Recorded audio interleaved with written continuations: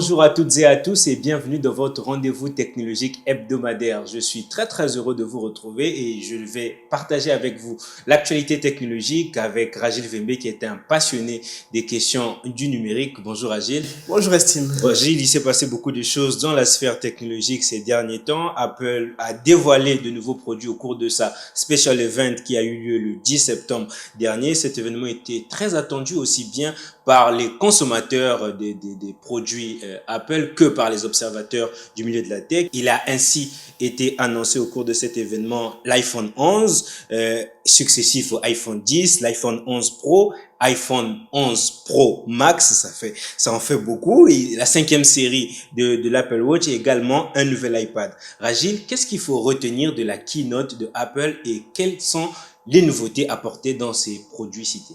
Alors, pour répondre à ta question, Estime, je vais déjà commencer par l'iPhone 11, qui est, on va dire, qui est nettement plus amélioré que l'iPhone 10R, de $50 de moins que l'iPhone 10R. Et ensuite, c'est toujours le même processeur, mais qui est nettement plus amélioré. C'est le processeur A13 Bionic qui revient encore, avec son double capteur, 12 mégapixels de caméra, et le temps d'autonomie est on va dire de 1 heure meilleur que celui de l'iPhone 10R. Et on l'aura à 820 €. Et pour ce qui est de l'iPhone 11 Pro et de l'iPhone 11 Pro Max, on va dire qu'il vient avec une nouveauté qui n'existait pas auparavant. On se retrouve avec 3 capteurs cette fois-ci. Et la qualité de l'écran est améliorée. On passe à l'écran qui est en format XHDR. C'est du Retina, mais nettement plus amélioré, qui donne des images de meilleure qualité. Et au niveau de la photographie, ils ont implémenté une nouvelle technologie qui s'appelle la Deep Photo. La Deep, c'est beaucoup plus profond. On peut avoir une rafale de 8 images plus raffinées et beaucoup de concepts de machine learning qui sont impliqués derrière. Pour ce qui est de l'iPad Pro vient, on va dire, en compétition avec tous les produits, les tablettes existantes.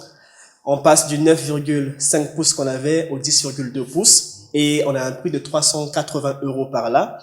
Et ensuite, ce qu'on attend, c'est qu'ils ont trouvé une façon de rendre compatible le clavier de l'iPad avec une technologie qui permet que ce clavier soit compatible même avec les anciennes versions d'iPad existantes. Et en plus, étant donné que Apple avait déjà annoncé le nouveau système des iPads, parce que les iPads auparavant utilisaient les iOS comme les iPhones et compagnie. Oui. Aujourd'hui, il y a un nouveau système qui est iPadOS qui vient, et avec ce nouvel iPad, on aurait cet iPadOS qui serait implémenté. Et en termes de nouveautés, il y a aussi l'iWatch dont tu as parlé, la série 5 dont tu as parlé. Elle est nettement plus améliorée, elle est en matériau qui est recyclable à 100%. C'est de l'acier, c'est du titane qui est recyclable. Et il y a quelques applications qui ont été rajoutées pour apporter un peu plus de finesse, telles que la boussole, ce qui n'existait peut-être pas auparavant. En qualité de luminosité aussi, ils ont amélioré la luminosité, c'est nettement plus clair. Et en termes d'autonomie, l'autonomie est nettement meilleure, on est à 13 heures d'autonomie maintenant. Et il y a une autre nouveauté, c'est l'Apple TV+.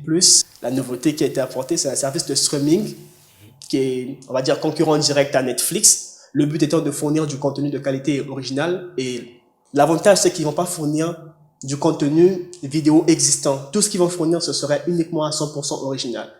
Et ce produit serait accessible à tous les produits Apple, surtout ces derniers nés iPhone. Ce serait accessible gratuitement sur 1 an de diffusion gratuite pour tout le monde.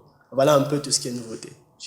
Alors, la fiche technique est très intéressante, mais quand on a essayé de parcourir les avis des différents internautes, nombreux disent que Apple a perdu un peu son âme d'entreprise innovante parce que les nouveautés apportées interviennent essentiellement, je parle de l'iPhone 11 et l'iPhone 11 Pro, interviennent essentiellement en matière de design et aussi en matière d'appareil photo. Alors, Agile, pour parler justement de design, en quoi le design de l'iPhone 11 est différent de celui de la série précédente iPhone 10 lancée les années passées? Alors, dire que Apple a perdu un peu de son génie en matière d'innovation, je dirais que c'est faux, parce que Apple est toujours dans l'innovation de service. Pour ce qui est de l'iPhone 11 Pro et l'iPhone 11 Pro Max, on constate qu'en fait, on a les 3 capteurs qui ont été... Auparavant, on avait 2 capteurs, on avait moins que ça. On se retrouve avec 3 capteurs. Ça veut dire qu'on a une plus large vision des choses, et c'est beaucoup plus raffiné. Le contenu qu'on a est beaucoup plus raffiné. Et en termes de capacité aussi, il y a eu un changement. On a plus avec l'iPhone 11 Pro, 11 Pro Max, on ne fournit plus des iPhones à 32 Go. On est désormais à 64 Go, à 128 Go et à 256 Go en termes de capacité. Donc, je pense qu'il y a une certaine évolution.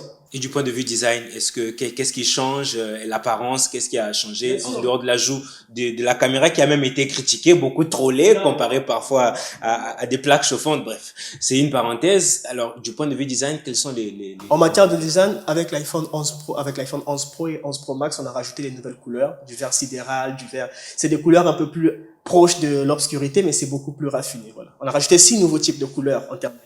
Alors, on va revenir au Congo avec une actualité sur un événement qui s'est déroulé proche justement des studios de Vox TV. Il s'agit d'un échange initié par le salon Osiane en partenariat avec l'Agence de régulation des postes et communications électroniques. Cet événement était un échange sur l'écosystème numérique au Congo et avait pour intervenant Karim Si, qui est le président de Digital Africa. Ragil, tu as été présent à cet événement. Qu'est-ce qu'il faut retenir? Dans quel état se trouve l'écosystème numérique au Congo actuellement? Alors, est-ce qu'il veut parler d'écosystème? Je vais commencer par parler très brièvement de Digital Africa.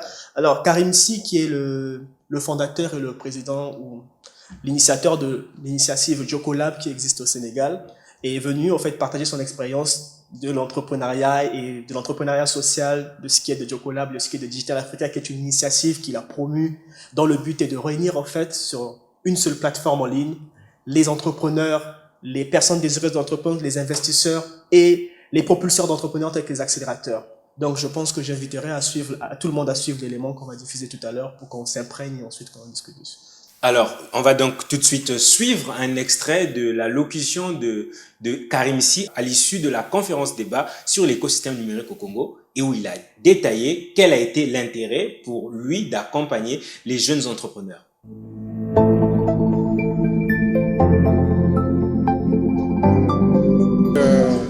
Être en contact avec eux, c'est aussi sentir le pouls de l'Afrique qui est en train de se mobiliser, de se réveiller. Donc il faut être en contact avec ces jeunes, avec tout le monde.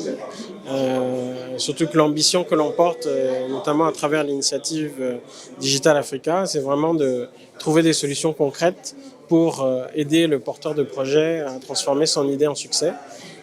Et pour ça, il faut être inlassablement en contact avec eux, avec les entrepreneurs, comprendre les problématiques qu'ils peuvent avoir, réunir les acteurs de l'écosystème parce que ça demande que tous les acteurs ensemble puissent avoir des actions concertées et coordonnées pour leur apporter de manière bienveillante le maximum de ressources pour qu'ils transforment vraiment leur idée.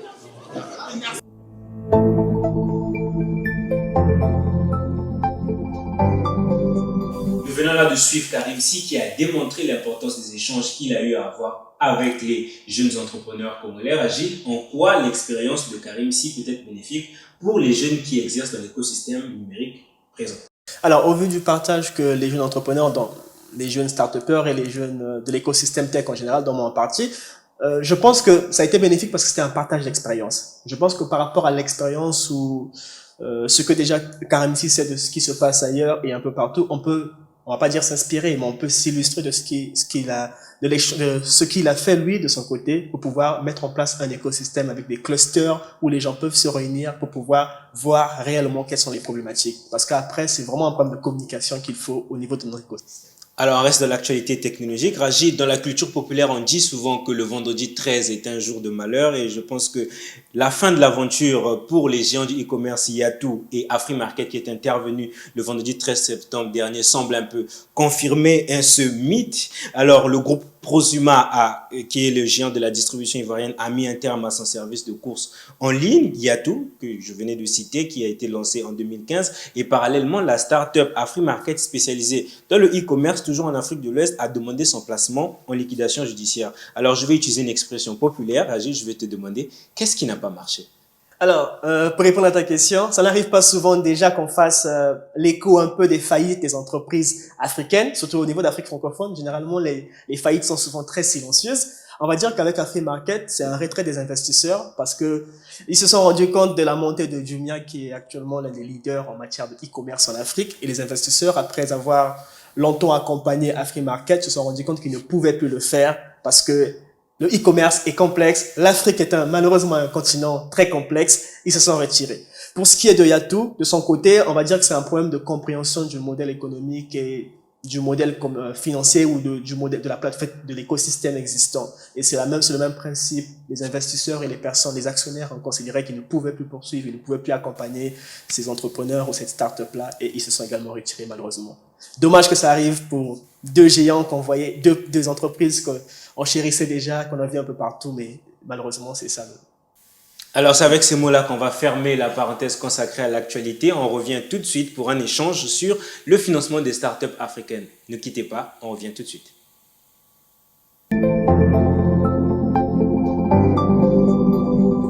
De retour sur ce plateau pour poursuivre un échange avec Ragil au sujet du financement des startups africaines, essentiellement celles spécialisées dans les technologies. Ragil, on a parlé de Afrimarket et Yatou. Ragil, quel signal la fermeture de Yatou Afrimarket émet au niveau de l'écosystème numérique africain? Doit-on y voir une difficulté d'entreprendre dans le e-commerce ou simplement considérer cela comme un échec, comme tout autre, comme c'est souvent le cas dans le domaine de la tech?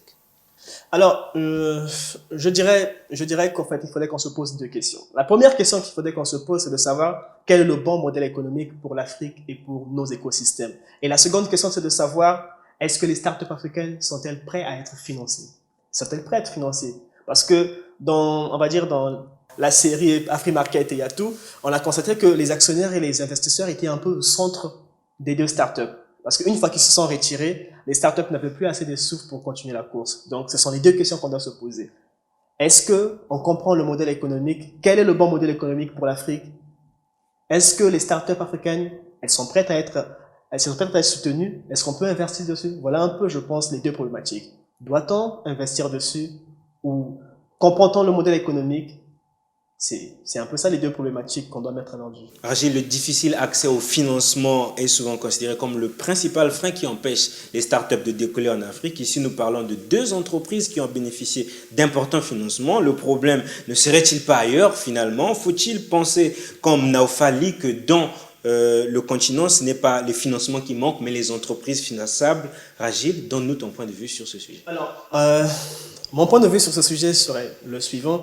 Je pense que le principe aujourd'hui, je vais prendre par rapport à l'écosystème dans lequel on se trouve au Congo, le principe, ce n'est pas que les banques ou les investisseurs ne veulent peut-être pas financer les startups, mais c'est que les projets des startups ne sont peut-être pas prêts à être financés. Le principe est que les gens, il faudrait qu'ils arrivent à transformer leur idée en quelque chose de vendable. Actuellement, il existe plusieurs types de financement.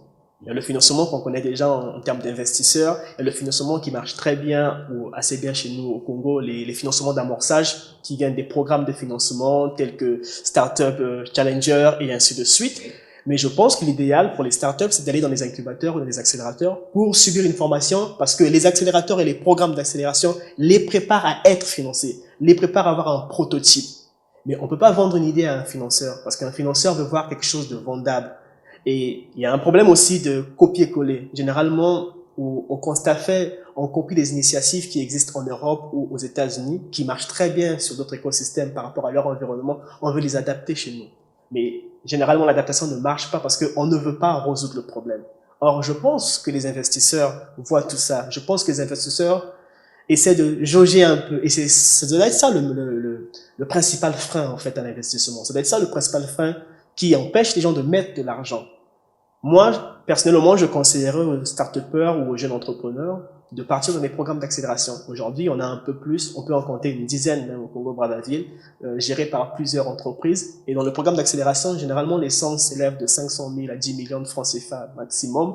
Le but des programmes d'accélération, c'est d'accompagner les startups sur une année entière, voire 6 mois. Et durant ces 6 mois ou une année, le programme d'accélération met un peu d'argent pour permettre à ces startups-là pas d'éclore directement, mais de se préparer à aller chercher des financeurs, de se préparer à aller chercher des financements.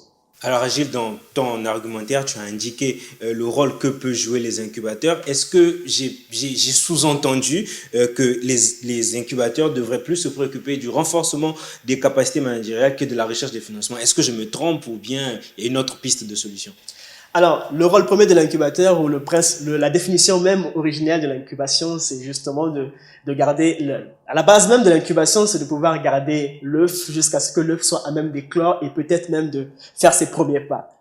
Et à la définition ou à ce qui existe déjà, le rôle des incubateurs n'est pas de mettre du financement dans les startups ni de lever des fonds pour les startups, mais c'est de préparer ces startups à un environnement compétitif, un environnement où ils devraient aller à la recherche des fonds et du financement. L'expérience AfriMarket et l'expérience Yatou nous prouvent que les startups existaient, les idées étaient bonnes, elles étaient vendables, parce qu'avec AfriMarket, on a pu compter 500 000 clients qu'ils avaient déjà en actif déjà, mais qu'est-ce qui s'est passé? Il s'est passé qu'ils n'étaient pas assez prêts, ou que les investisseurs considéraient que le marché était trop compétitif. Mais qu'est-ce qui se passe dans ce cas? Si l'incubateur avait fait son travail, ou si l'incubateur avait peut-être été présent, peut-être qu'il aurait préparé la start-up à ce genre de réalité. Je ne dis pas que c'est le cas, mais je dis que l'incubateur a ce devoir-là. Alors, on voit que les incubateurs ont un rôle majeur à jouer. Bon, malheureusement, au Congo, on n'en compte que quelques-uns. Les banques, parallèlement, aussi financent très difficilement les projets des jeunes tech entrepreneurs. D'après toi, Ragil, comment les tech entrepreneurs congolais vont-ils trouver le salut? Alors, pour ce qui est des tech entrepreneurs ou des personnes désireuses d'entreprendre, on en a quelques-unes, mais déjà, il faudrait que chacun comprenne sa place. Il faudrait qu'on comprenne premièrement la différence entre le fait d'entreprendre ou le fait d'avoir une idée. Parce que avoir une idée au placard ne veut pas dire qu'on est forcément entrepreneur. D'ailleurs, il existe un terme inventé par nos amis les Ivoiriens qui définit un peu les personnes qui ont des idées ou qui sont porteurs de projets. On les appelle les wannapreneurs. Les wannapreneurs, en fait, c'est des personnes qui want to entreprendre. Ce ne sont pas encore des entrepreneurs. Je pense que déjà, c'est déjà la place. Il faudrait qu'on sache à quel niveau on se situe. Parce qu'un wannapreneur, ça peut être toi, ça peut être moi. Je peux avoir une idée, je la mets sur papier. Je veux, auprès d'un investisseur, je le présente mon idée. Mon idée, je pense pas que l'investisseur achèterait l'idée. Il n'achète pas l'idée, il achète le prototype. Mais le prototype, celui qui le présente, c'est celui qui a déjà fait un certain pas. Donc, il faudrait d'abord qu'on comprenne sa place. Une fois qu'on a compris sa place, il faudrait qu'on sache qu'est-ce qui nous manque. On a parlé très brièvement durant l'émission de Digital Africa, qui est une plateforme qui permet de mettre en connexion les personnes qui sont en recherche d'entrepreneurs, les entrepreneurs et les startups.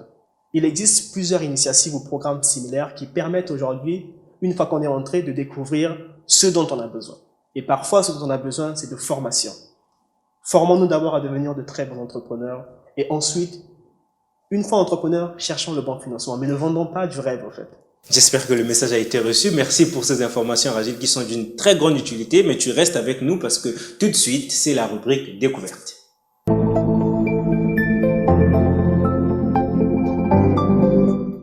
Le Tokyo Game Show qui a eu lieu du 14 au 15 septembre 2019 a été l'occasion pour l'entreprise Bandai Namco de faire des annonces concernant le jeu Dragon Ball Z Kakarot. Des images ont été dévoilées ainsi qu'une date de sortie, Ragil. Alors, comme le nom du jeu le dit, Dragon Ball Kakarot. Kakarot, c'est le nom de Son Goku, qui est le personnage principal dans Dragon Ball Z. Alors, tous les fans, quasiment tous les enfants des années 90 ou même des années 2000 connaissent ce qui est Dragon Ball Z. Le jeu a été développé par un laboratoire ou un studio de développement qui s'appelle CyberConnect 2. C'est également le même studio qui a développé le jeu Naruto. Le jeu était un jeu de combat, c'est de l'action RPG. On se retrouve très facilement parce que c'est un jeu de quête où les environnements sont définis au préalable et on passe d'une étape à une autre succinctement. Il y a des personnages que nous connaissons déjà, Satan Petit Cœur, Sangohan, et c'est une quête, c'est très drôle. Il y a des moments même au niveau de la quête où on s'arrête un moment pour rire et un peu se distraire. Le jeu est malheureusement pour l'instant encore en japonais et en anglais. Je pense que le choix pour tout le monde ce serait de le suivre en anglais et le jeu arrive en janvier 2020. En janvier 2020. Ouais. Donc tu as pu avoir une avant-première ou entrer dans l'immersion même du jeu. Et puisqu'on parle d'immersion, on va parler de l'équipementier HTC qui a mis sur le marché un nouvel équipement et il ne s'agit pas d'un smartphone. Alors, il ne s'agit pas d'un smartphone. On va dire que c'est une sorte de retour un peu en arrière parce qu'on est déjà passé par cette innovation qui est le casque à réalité virtuelle qu'on connaît tous. À la seule différence, c'est que HTC lance le casque à réalité virtuelle fonctionnant avec le PC.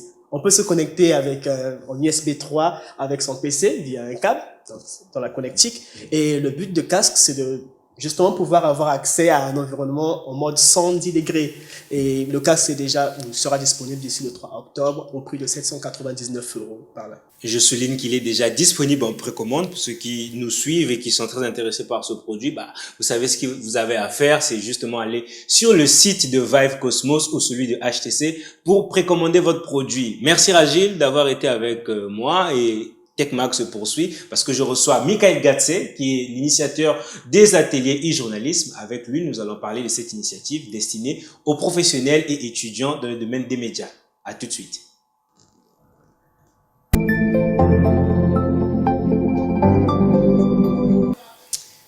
Lentement et sûrement, nous allons vers la fin de cette émission et pour terminer, je reçois Michael Katsé. Il est l'initiateur des ateliers e-journalisme. Bonjour Michael Katsé. Bonjour Estime. Alors, les ateliers du e-journalisme, qu'est-ce que c'est exactement? Bon, les ateliers e-journalisme sont justement des ateliers orientés sur le secteur numérique. Il s'agit pour nous de former, sensibiliser les journalistes, les professionnels de médias et les étudiants qui sont à l'université Mariam Wabi sur les opportunités qu'offre le secteur numérique en tenant compte de leur profession. Parce qu'aujourd'hui, avec l'évolution de la technologie, la pratique du journalisme a évolué. Voilà pourquoi nous avons aussi intitulé ces ateliers, les ateliers e-journalisme, avec une thématique assez importante, la pratique du journalisme à l'heure de la révolution numérique. Alors, j'imagine que ces opportunités sont nombreuses, mais nous sommes dans un contexte où les technologies ne sont pas familières à beaucoup de personnes. Est-ce que, en mettant en place cet événement ou cette initiative, vous voulez répondre à un besoin existant ou plutôt vous voulez juste anticiper une certaine période où les Congolais vont devoir s'arrimer avec le numérique, si on peut le dire ainsi? Justement, ces ateliers sont mis en place pour répondre à un besoin. Le besoin est lequel? Le besoin se focalise en termes de compétences. On a constaté que dans le milieu journalistique congolais, dans l'arène journalistique, on a une carence de compétences en termes numériques. Parce qu'aujourd'hui, regardez un peu la pratique du journalisme dans les médias traditionnels. Ils ne tiennent pas compte de l'apport du numérique. Donc, nous venons en quelque sorte pour répondre à ce besoin, former, orienter les journalistes et surtout les canaliser, les orienter sur comment on peut dénicher les opportunités du numérique et en faire des gains, des sous. Alors, on s'aperçoit que le numérique est plus ou moins en train de bouleverser le métier de journaliste. Alors, on se rend aussi compte qu'avec l'émergence du numérique, il y a des nouveaux médias avec des formats complètement nouveaux qui voient le jour. Aujourd'hui, on a des médias comme Brut ou Combini qui sont 100% numériques. Alors, vous, au niveau de vos ateliers, quels sont les contenus que vous prévoyez mettre à la disposition des participants? Les ateliers e-journalisme seront axés sur 4 ateliers. Nous aurons des ateliers, nous aurons le premier atelier sur les enjeux, défis et perspectives du e-journalisme au Congo, parce que pour espérer au développement de ce secteur, de la pratique du journalisme, en tenant compte du numérique, il faut d'abord analyser l'écosystème. Il faut regarder ce que cet écosystème présente des opportunités. Donc, le premier atelier sera focalisé sur les enjeux, défis et perspectives du e-journalisme. Le deuxième atelier est focalisé sur les principes, bases de l'écriture journalistique à l'heure de la révolution numérique. Et il y a le troisième atelier qui est focalisé sur la propriété intellectuelle. Donc, on va former aussi les journalistes sur ce concept-là. Et le dernier atelier qui est focalisé sur la rédaction d'un projet. Naturellement, dans le jargon professionnel, on parle de business plan. Et il y a aussi un sous-atelier sur le montage ou bien la création des sites web. Et une dernière question pour terminer, quand est-ce que ces ateliers auront lieu et comment les gens peuvent faire pour participer? Les ateliers auront lieu le 30 septembre. 2019, les ateliers vont commencer de 8h à 17h. La participation est gratuite. Les attestations aussi sont gratuites. Maintenant, pour participer aux ateliers, il faut s'inscrire au préalable. L'inscription est faite en ligne. Ils peuvent nous contacter sur Facebook, les ateliers e-journalisme. On a une page qui est là, qui est animée par un professionnel aussi du numérique. Ils peuvent me contacter aussi directement. Ils peuvent me contacter sur WhatsApp, par SMS direct, par appel direct aussi. Comme vous le savez, Estime Sanza, ces ateliers engendrent naturellement des coûts. Nous sommes aussi en quête de partenaires qui peuvent nous accompagner. C'est l'occasion justement de lancer un appel. Qui peuvent nous accompagner à réaliser ce rêve. Parce que nous avons aussi des partenaires, nous avons besoin des partenaires financiers, nous avons aussi besoin des partenaires techniques qui peuvent accompagner les participants aux ateliers pour aller dans le terrain de la pratique. Parce qu'on ne va pas rester sur le terrain de la théorie, il faut aller sur la pratique. On va regarder comment accompagner ces jeunes, accompagner ces professionnels de médias qui sont des médias traditionnels, parce que la cible est focalisée sur les étudiants qui sont en journalisme et aussi les professions de médias qui sont des médias traditionnels. En tout cas, on espère que votre appel pour la participation sera entendu, mais également l'appel pour les partenaires, justement parce que il est important d'impulser un projet comme le vôtre. Merci d'avoir répondu à notre invitation. Le plaisir est pour nous. Merci également à vous, chers téléspectateurs, d'avoir suivi cette émission. On vous retrouve la semaine prochaine avec un nouveau numéro de TechMag. D'ici là, portez-vous bien.